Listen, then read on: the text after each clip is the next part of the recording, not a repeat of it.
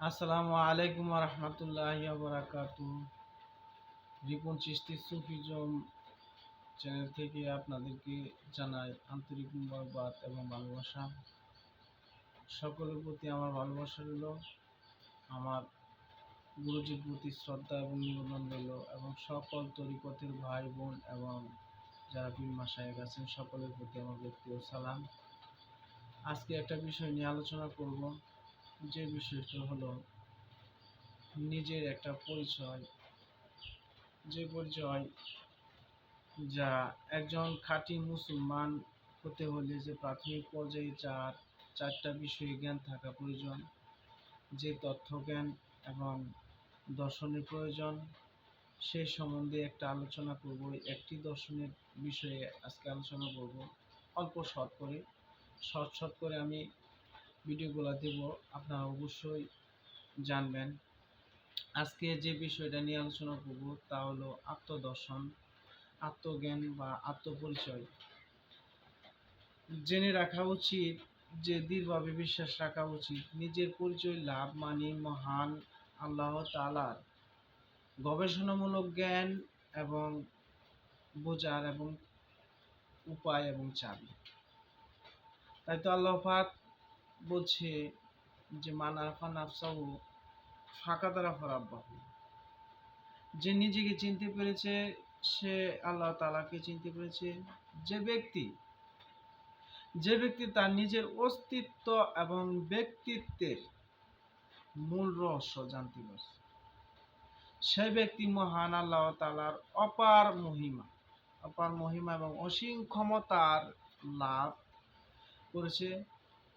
তাই পবিত্র কোরআনে আল্লাহ পাক ঘোষণা করে বলেছেন, সানুরিহিম আয়াতিনা ফিল আফাকি ওয়া ফি আনফুসিহিম হাত্তা ইয়াতাবাইয়ানা লাহুম আন্নাহুল হক। অর্থাৎ আমি তাদেরকে দুনিয়া এবং মানুষের শরীর এবং আত্মার মধ্যে আমার ক্ষমতার নিদর্শনসমূহ দেখাইয়া থাকি, ফলে সত্যের গুড় তথ্য তাদের কাছেই প্রকাশিত হবে। এটা কোরআনের হামিম সাজদার 25 পারার 6 নম্বর রুকুর একটা আয়াত।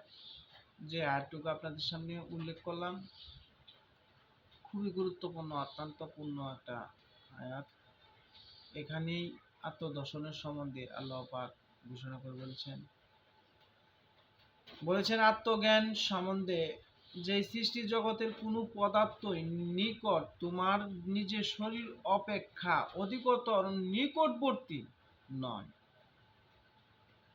এমনত অবস্থায় যদি তুমি নিজের পরিচয় লাভে অক্ষম হও, তবে অন্যান্য পদার্থের পরিচয় তুমি কিভাবে লাভ করবে?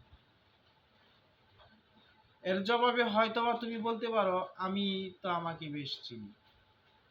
আমি বলি, এরূপ ধারণা করাটা তোমার নিতান্ত,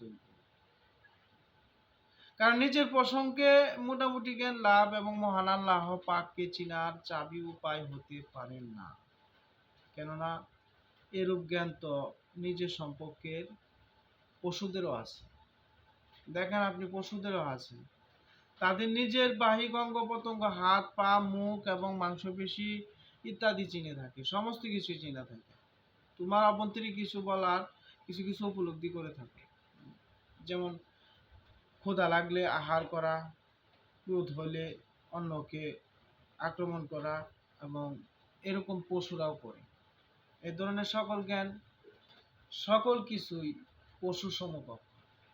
যাই হোক, আজকে মোটামুটি কিছুটা আলোচনা করলাম, ভিডিও আমি এত লং করব না। এই সম্বন্ধে, আত্মজ্ঞান সম্বন্ধে আমি আরও আপনাদের সামনে পরিচয় দিব। আমার এই চ্যানেলটাকে আপনারা অবশ্যই সাবস্ক্রাইব করে দেবেন পরবর্তী ভিডিও পাওয়ার জন্য। আমি এই আত্মজ্ঞান এবং আত্মদর্শন সম্বন্ধে আপনাদের সামনে তুলে ধরব। যদি আপনাদের ভালো লাগে, অবশ্যই আপনারা চ্যানেলটাকে সাবস্ক্রাইব করে পাশেই থাকবেন আমার। আসসালামু আলাইকুম রহমতুল্লাহ বারাকাতুহু।